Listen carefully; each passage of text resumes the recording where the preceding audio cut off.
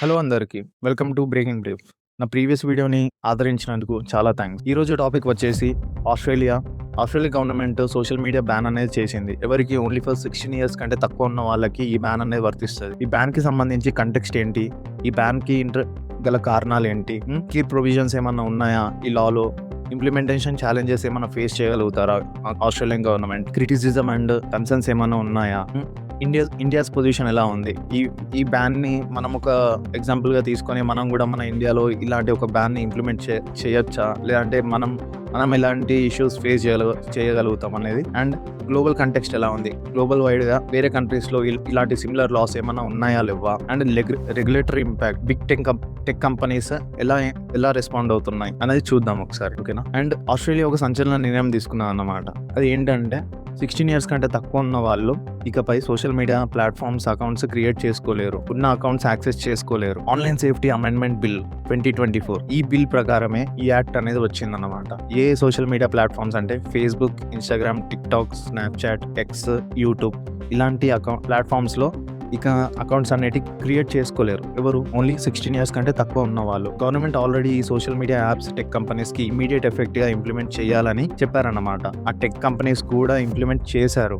ఇప్పుడు 16 ఇయర్స్ కంటే తక్కువ ఉన్న వాళ్ళు అకౌంట్స్ క్రియేట్ చేసుకోలేరు అండ్ ఉన్న అకౌంట్స్ని యాక్సెస్ కూడా చేసుకోలేరు. ఇన్ కేసు ఈ లాస్ని వైలేట్ చేస్తే ఎలాంటి పెనాల్టీస్ ఫేస్ చేస్తారంటే అరౌండ్ 49.5 ఆస్ట్రేలియన్ డాలర్స్ పెనాల్టీ అనేది ఉంటుంది అన్నమాట. అంటే అది మన ఇండియా కన్వర్ట్ చేస్తే అరౌండ్ 250 crores ఉంటుంది. ఈ లాస్కి సంబంధించి ఎందుకు ఈ లా వచ్చిందంటే, ఇప్పుడు మనం చూస్తున్న చిన్నపిల్లలు కానీ ఎవరైనా కానీ సోషల్ మీడియా కంటెంట్, ఏదైనా హార్మ్ఫుల్ కంటెంట్ చూసి దానివల్ల ఎమోషనల్లీ ఆర్ మెంటల్లీ డిస్టర్బ్ అవుతున్నారు అనమాట. సైబర్ బుల్లింగ్ కానీ ఏదైనా ఇప్పుడు చూస్తే మన ఆల్గోరిథం కూడా ఏదైనా ఫీడ్ నార్మల్ ఏదైనా సెర్చ్ చేసినా కూడా దానికి సంబంధించిన మళ్ళీ వస్తూ ఉంటాయి అన్నమాట. ఆ ఫీడ్కి సంబంధించి మనం ఏది చూస్తామో అదే ఫీడ్ ఉంటుంది మొత్తం మ్యాక్సిమం. కాబట్టి ఇలాంటి వాటికి పిల్లలు ఎక్స్పోజ్ కాకుండా చూడడానికే ఈ లా. అంటే ఊరికే తీసుకురాలేదు అన్నమాట. వాళ్ళ దగ్గర ఒక డాటా ఉన్నది, ఆస్ట్రేలియన్ గవర్నమెంట్ దగ్గర ఒక కంప్లీట్ డాటా ఉన్నది. ఆ డాటా ప్రకారమే ఈ లాని ఇంప్లిమెంట్ చేశారన్నమాట. ఈ సైబర్ బుల్లింగ్ వల్ల ఓవరాల్ గా 50% ఆఫ్ ఆస్ట్రేలియన్ టీనేజర్స్ రిపోర్ట్ చేశారు, లైక్ ఈ సైబర్ బుల్లింగ్ అవుతుంది మాకు అని. అండ్ అడిక్టివ్ డిజైన్ ఏంటంటే childrens almost on average 4 to 6 hours daily ఈ స్క్రీన్ టైం ఉంటుంది అన్నమాట. మళ్ళీ at the same time mental health decline అన్నమాట. ఇదేంటంటే యూత్ సూసైడ్ చేసుకుంటున్నారు. అరౌండ్ లైక్ 15 to 17 years వాళ్ళు ఒక 13% వరకు ఇంక్రీజ్ అయింది అన్నమాట. ఈ సూసైడ్స్ అనేది 13% వరకు ఇంక్రీజ్ అయింది 5 yearsలో. దీని అంతటికి ఒక లింక్ ఉన్నది.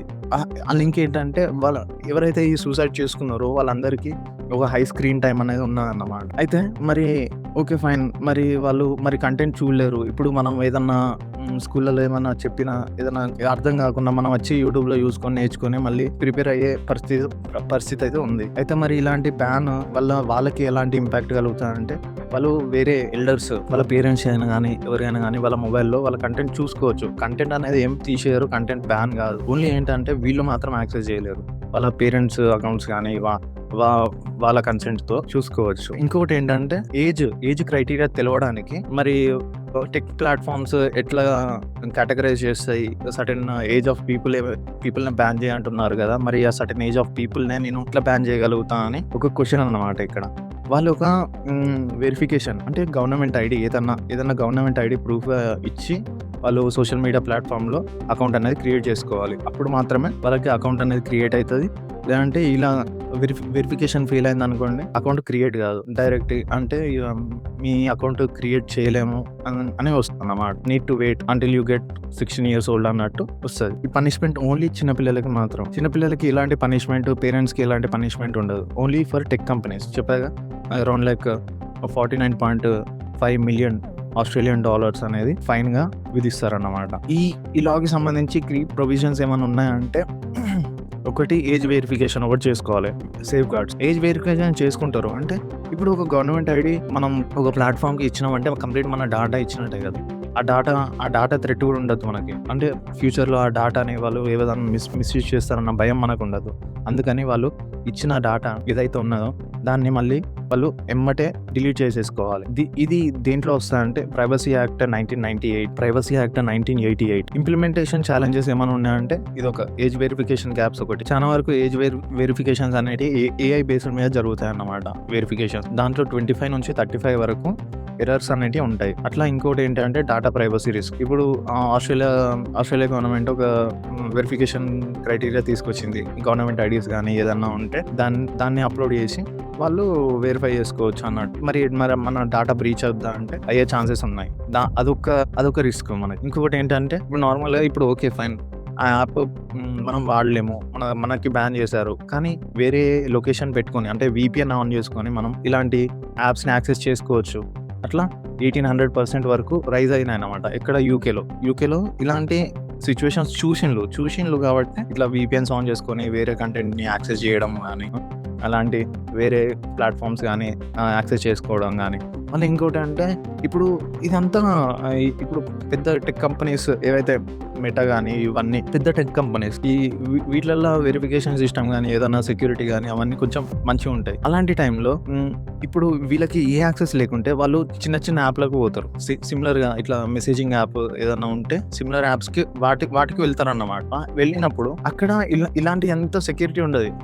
వాళ్ళు ఈజీగా మనకి డాటా బ్రీచ్ చేయగలుగుతారు వాళ్ళు. కాబట్టి ఇదొక ఇష్యూ. అంటే పెద్ద ఇంత సెక్యూరిటీ ఉన్న వాటి దాంట్లో కూడా లేకుండా ఓన్లీ చిన్న ప్లాట్ఫామ్స్ ఏవైతే ఉన్నాయో వాటికి అంత ప్రైవసీ కన్సర్న్స్ కానీ ప్రైవసీకి సంబంధించి ఏవి ఉండకుండా ఉంటాయి అన్నమాట. అండ్ ఎలాంటి క్రిటిసిజం గవర్నమెంట్ ఫేస్ చేస్తున్నారంటే హ్యూమన్ రైట్ కన్సర్న్స్. ఇప్పుడు ఎవరికైతే మనం బ్యాన్ చేస్తున్నామో ఆ పిల్లలు నార్మల్గా గవర్నమెంట్ పాలసీస్లో కానీ దీంట్లో కానీ వాళ్ళు అంత డిబేట్ చేయలేరు.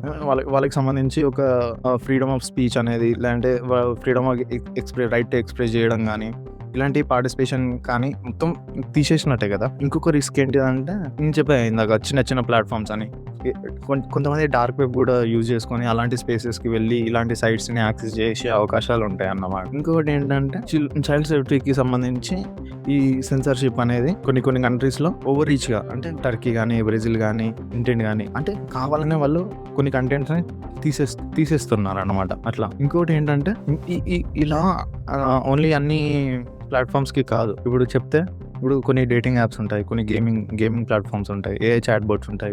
వీటికి సంబంధించి ఈ బ్యాన్ అనేది వర్తించదు. ఓన్లీ ఫర్ ఇలాంటి ఏవైతే ప్లాట్ఫామ్స్ చెప్పాను TikTok, Instagram, YouTube, Facebook, X, Snapchat etcetera ఇలాంటి వాటి మీదనే ఈ బ్యాన్ అనేది ఉన్నది. వేరే వాటి మీద ఇలాంటి బ్యాన్ అయితే ఏం లేదు. అంటే ఇదొక డ్రాబ్యాక్ అనుకోవచ్చు. ఎందుకు అక్కడ ఇలాంటి కంటెంట్ చేయలేమా అంటే హార్మ్ఫుల్ కంటెంట్ అక్కడ కూడా వస్తాయి. కాబట్టి అది దీనికి ఎంత నష్టం జరుగుతుందో దానివల్ల కూడా అంత నష్టం అయితే జరుగుతుంది. దానివల్ల అయితే మేలు జరుగుతులేదని ఎవరు అనుకోరు. మళ్ళీ ఇంకోటి ఏంటంటే ఒక సిమిలర్ రిస్క్ ఏంటంటే ఈ రెగ్యులేషన్స్ కానీ ఒకేసారి బ్యాన్ చేయడం వల్ల పిల్లల మీద ఒత్తిడి పడుతుంది. సడన్గా ఈరోజు నువ్వు మంచిగా ప్లాట్ఫామ్ ఈ రోజు వరకు నువ్వు అన్ని మంచి ప్లాట్ఫామ్స్ చూసి ఒకేసారి నీ మీద బ్యాన్ వచ్చేసరికి నీకు ఏం చేయాలో అర్థం కాక నువ్వు వేరే థర్డ్ పార్టీ యాప్లకి పోయి నువ్వు అలా రిజిస్టర్ అయ్యి అలా చేసుకుంటావు అన్నమాట. అట్లా కాకుండా గ్రాడ్యువల్లీ ఒక బ్యాన్ అనేది ఇంప్లిమెంటేషన్ చేస్తే బాగుండేది.